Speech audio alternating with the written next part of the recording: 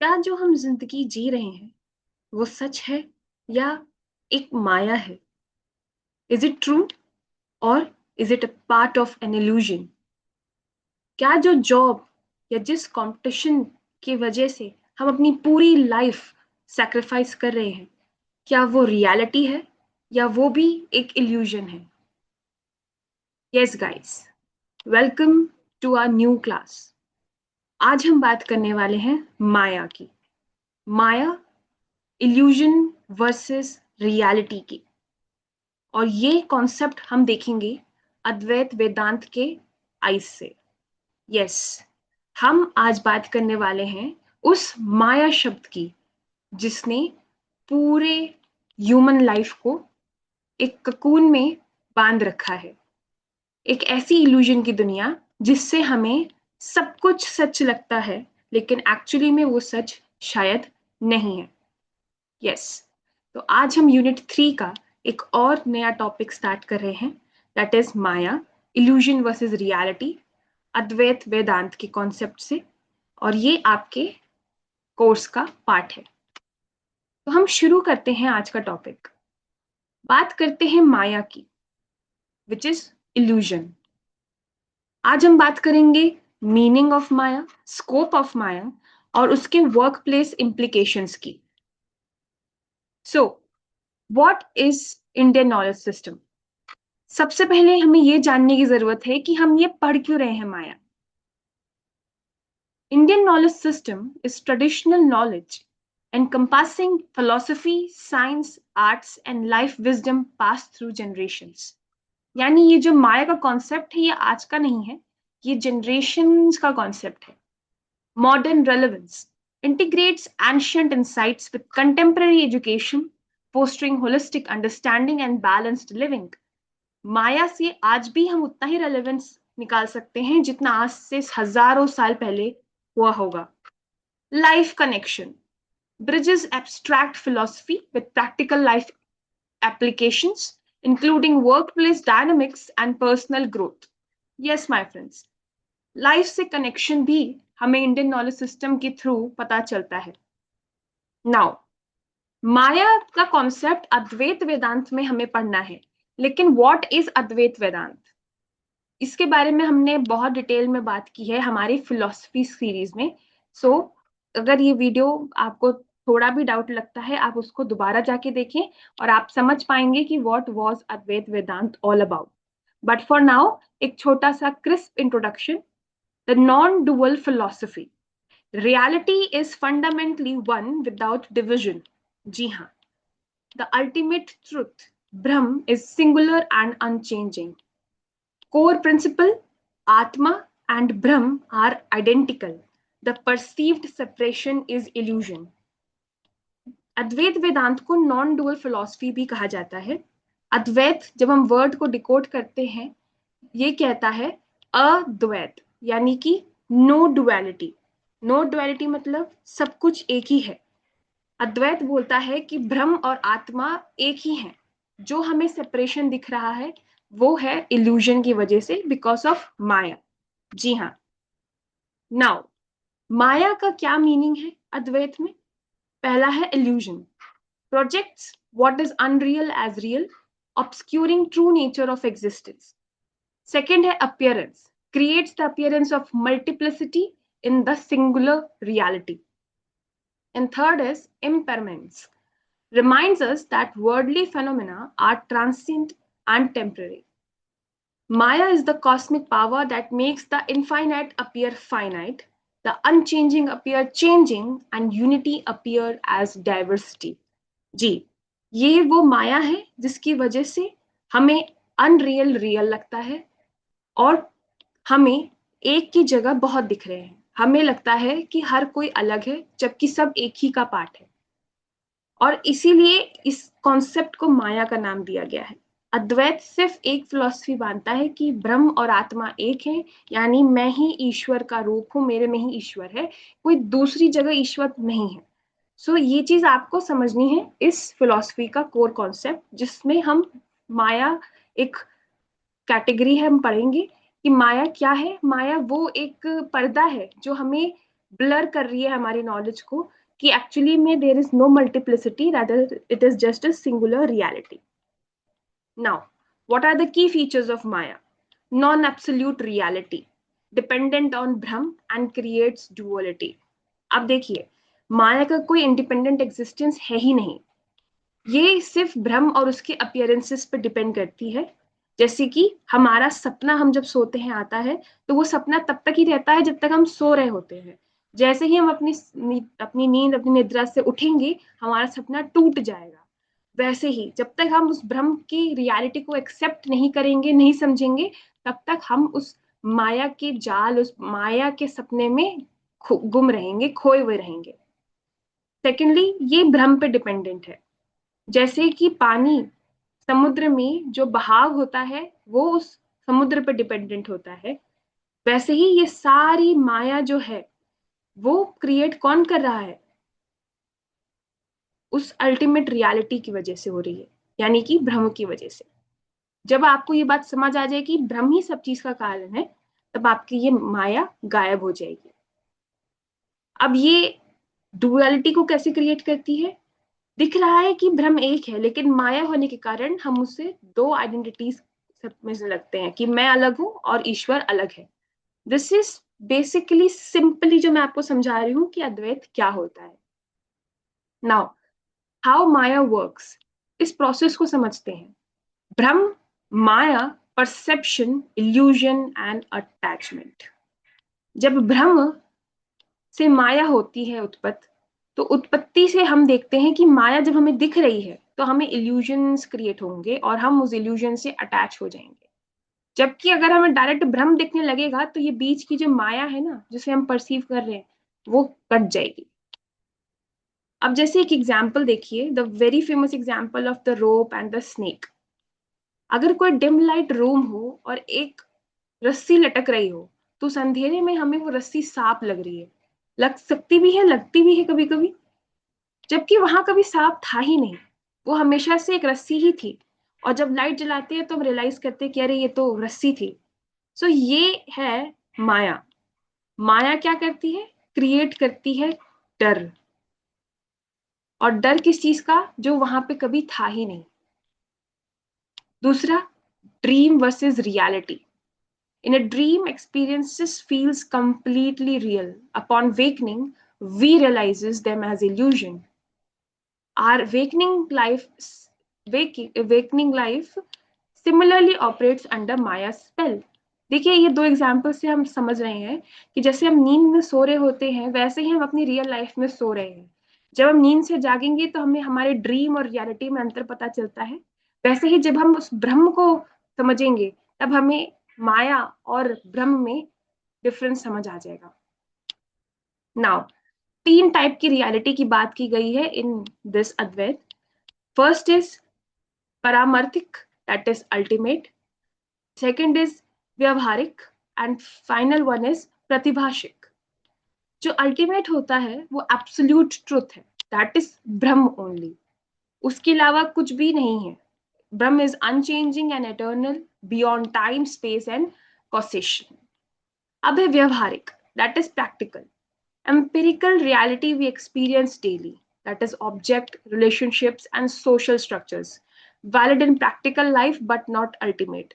इसमें आते हैं आपके relationships, आपके jobs, आपके aspirations, आपकी hobbies, जो आप लाइफ में तो पूरा करने के लिए लड़ते हो, लाइफ में तो एंजॉय करते हो, बट वो कभी एटर्नल नहीं हो सकती, वो कभी ना कभी खत्म होगी ही होगी. और फाइनल है प्रतिभाषिक, that is illusory. False appearances like mirage, hallucinations, and mistaken identities. Completely unreal, even practically. जब आप रेगिस्तान में होते हैं और आपको पानी सा लगता है कि वहां कहीं दूर पानी है, तो वो जो भ्रम पैदा होता है ना हमें मिराज का, वो इस श्रेणी के, इस कैटेगरी के अंदर आता है, जो कभी सच था ही नहीं. अगर वो हमें फील हो रियल, वो होगा प्रतिभाषिक. सो आई गेस आपको ये तीन टाइप की रियलिटी समझ आ रही होगी. परा परामार्थिक वो है जो हमेशा रहेगा, अल्टीमेट. व्यवहारिक वो है जो सिर्फ लाइफ तक है और अल्टीमेट नहीं है. और प्रतिभाषिक वो है जो दिख रहा है रियल है, लेकिन वो रियल कभी था ही नहीं फ्रॉम डे वन. जैसे आपके हेल्यूसिनेशंस. और जैसे हमने रस्सी को सांप समझ लिया, जबकि सांप तो कभी था ही नहीं वहां पे। नाउ, माया का क्या इम्पैक्ट होता है ह्यूमन लाइफ पे? अविद्या, अटैचमेंट और दुख। अगर हम बात करें माया से ब्रेक होने के बाद क्या होगा, अभी तो हमने बात की माया क्या होती है, लेकिन एक्चुअली में क्यों ब्रेक करना है इस माया को?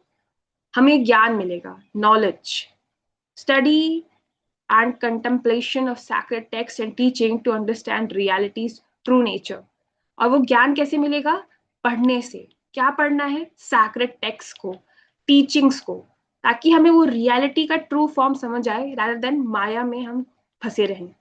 Self realization, direct experiential understanding that Atma and Brahma are one through meditation and inner inquiry. अब इस प्रोसेस को दूसरा तरीका भी है एक, जो इसके साथ हम करते हैं, वो है meditation. Reading and meditation parallelly work करता है। मेडिटेट करने से आपको स्पिरिचुअली आप अपने अंदर अपने सेल्फ रियलाइजेशन फैक्टर को बढ़ाते हैं, आप कनेक्ट करते हैं आत्मा और ब्रह्म को, ताकि आप समझ सके कि वो एक ही है। Awareness, continuous mindfulness and discrimination between real and unreal in daily experience. अब हमें जब ये दोनों फैक्टर्स हम अपनी लाइफ में इंट्रोड्यूस करेंगे, तो हम खुद रियल और अनरियल को सेपरेट कर पाएंगे अपनी लाइफ में। Through sustain practice of knowledge, meditation and awareness, the well of Maya lifts, revealing the non dual reality that always was. बस इन दो प्रोसेस को करने से विद इन टाइम आप समझ पाएंगे कि माया और सच्चाई एक्चुअली में कितने डिफरेंट थी। सब कुछ एक होते हुए भी मल्टीपल दिख रहा था, क्योंकि माया हमारे ऊपर ककून की तरह लिपटी हुई थी। The scope of Maya. Now, Maya is not confined to philosophy. It permeates into dimension of human experience, and from the deeply personal to the broadly social. Personal life, our desires, fears, and sense of self are shaped by illusions we rarely question. माया सिर्फ दर्शन या philosophy या पढ़ने की बात नहीं होती है। इसको आप अपनी पर्सनल लाइफ में एक्सपीरियंस कीजिए। आपकी इच्छा, आपके डर, आपका मैं, कि मैं हूँ, मेरा, मेरे पोस्ट, मेरा पोजीशन, मेरा पैसा, मेरी फैमिली, मेरा वाला जो पार्ट है, वो सब एक इल्यूजन है। Society, collective beliefs, norms, and structures reinforce shaped illusions across communities. आजकल जो इतनी कम्युनिटीज में रिवॉल्ट्स हो रहे हैं, सबको लगता है कि डिफरेंट डिफरेंट बिलीव्स है, लेकिन एक्चुअली में वो सब एक ही है। सब एक है और बाकी सब माया है। Perception of reality. What we see is filtered through conditioning. Maya shapes what we accept as real. हमारा ये जो सच को देखने का जरिया चेंज हो गया है ना रियलिटी से, वो सबका श्रेय जाता है उस माया को, जिसने हमारा शेप कर दिया है माइंड, कि हम जो एक्सेप्ट कर रहे हैं वो ही रियल है। और हम एक्सेप्ट क्या कर रहे हैं? डुअलिटी को, कि ये अलग है, वो अलग है, मैं ऊंच हूँ, वो नीच है, मैं अच्छा हूँ, वो बुरा है, वो छोटा है, मैं बड़ा हूँ। एक्चुअली ऐसा कुछ नहीं होता। Now, maya in the modern world. Ancient illusions via modern masks. Today's Maya is curated, scrollable, and relentlessly marketed. Social media ka illusion, filtered lives, beauty standards, curated personas create a distorted mirror of reality, comparison without context, body shaming, skin shaming, racisms. ये सब आज social media का illusions का part है guys. Material success, chasing status symbols and possessions as proxies for happiness keeps us perpetual unfulfilled.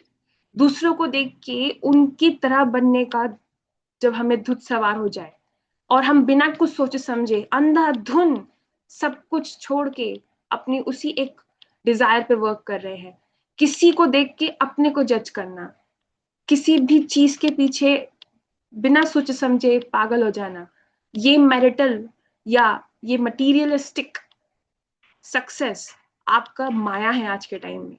False identity, हम किसी एक particular post, title या रोल के अराउंड इतने ज्यादा इन्वॉल्व है आज के टाइम पे, whether it is our parents, our kids, our siblings, our partners, हम उस आइडेंटिटी में इतने ज्यादा इंडल्ज हो चुके हैं कि हम ये भूल गए हैं कि वो कभी अल्टीमेट थी ही नहीं।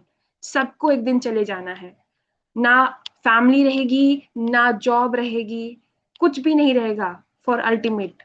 हम सिर्फ हम रहेंगे। सो ये है Advaita Vedanta, this is the concept of maya my friends. जो अल्टीमेट है वो सिर्फ एक है, और वो है भ्रम। भ्रम ही है जो सिर्फ एक है, और बाकी सब है माया। Now, maya in the workplace, हम इस चीज को थोड़ा ज्यादा पढ़ेंगे क्योंकि सिलेबस में भी है आपकी। The office is a fertile ground for illusion. सबसे बड़ा एग्जाम्पल है आपकी work place. Ego clashes.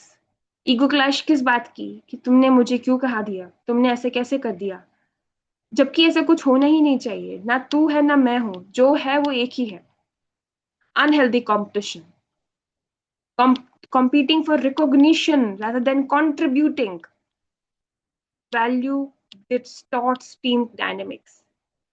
Unhealthy competition से क्या होता है, फाइनली अनहेल्दी एनवायरनमेंट क्रिएट होगा जो पूरी टीम के डायनेमिक्स को हिलाएगा। स्ट्रेस एंड कंपैरिजन, जब आप ईगो क्लैश और अनहेल्दी कंपटीशन में इतने ज्यादा इन्वॉल्व हो जाएंगे तो आपकी लाइफ में स्ट्रेस और कंपैरिजन घुस जाएगा। एंड माय फ्रेंड्स, स्ट्रेस और कंपैरिजन माया का सबसे बड़ा गिफ्ट है आपके लिए, क्योंकि माया जहां आएगी वो स्ट्रेस और कंपैरिजन अपने साथ ही लाएगी, क्योंकि आप कंपेयर करने लगेंगे खुद को दूसरे के साथ। आप स्ट्रेस हो जाएंगे उन चीजों को लेके जो सिर्फ शायद कुछ पल की है, और जब वो पल खत्म हो जाएगा वो चीज आपके पास नहीं रहेगी। नाउ, आपको मैं इस डायग्राम से समझा रही हूँ कि cycle of work place illusion कैसा होता है। हम में डिजायर होता है, हम कंपेयर करते हैं खुद को, कंपैरिजन से स्ट्रेस होता है, और फाइनली स्ट्रेस से डिससैटिस्फैक्शन होता है। यानी एट द एंड ना हम सेटिस्फाई हो पाए और ना ही हमारी डिजायर कभी पूरी हुई, और इस पूरे साइकिल को करते करते हम बूढ़े भी हो गए और फाइनली हमारी डेथ भी हो गई। सो इससे क्या हुआ, कुछ भी नहीं, दोबारा ये लाइफ और डेथ का साइकिल स्टार्ट हो जाएगा, और दोबारा हम इसी चेन में फंस जाएंगे अगर हमने ये रियलाइज नहीं किया कि एक्चुअली में ये सब वैल्यूएबल है ही नहीं। वैल्यूएबल हो आप अपने आप को कैसे, अपने ज्ञान को बढ़ा के कैसे उस लिबरेशन, उस अल्टीमेट ट्रुथ को जान सको और इस माया के जाल से बच सको। क्या कर सकते हैं हम, इम्प्लीकेशंस एट वर्क क्या होता है, लैक ऑफ क्लैरिटी। जब हम माया में फंसते हैं हमें कभी क्लैरिटी ही नहीं होती। पुअर डिसीजंस, जेलसी और अनसेटिस्फैक्शन बिहेवियर्स की वजह से डिसीजन मेकिंग इफेक्ट होती है। इमोशनल इम्बैलेंसेस, कहीं का गुस्सा कहीं निकालना, बच्चों को सुनाना, पेरेंट्स पे गुस्सा होना, पार्टनर्स से चिढ़ना, ये सब तो माया का ही गेम है। आज हमें लग रहा है कि ये सब एक दिन दो दिन में ठीक हो जाएगा, बट ऐसा होता नहीं है। एक बार आप फंस जाओ, ये एक माया साइकिल है, आप फंसे रह जाओगे। सो कैसे हम इसे ओवरकम कर सकते हैं, mindfulness, pause and observe without judgment, detachment, release attachment to outcomes। हम सिर्फ अपना काम करें और ये सोचना बंद कर दें कि इसका रिजल्ट क्या होगा। मैंने प्रोजेक्ट सबमिट कर दिया, अब वो पास होगा कि नहीं ये मेरी टेंशन नहीं होनी चाहिए, क्योंकि ना वो पास हो ना वो फेल हो वो मेरे हाथ में है ही नहीं।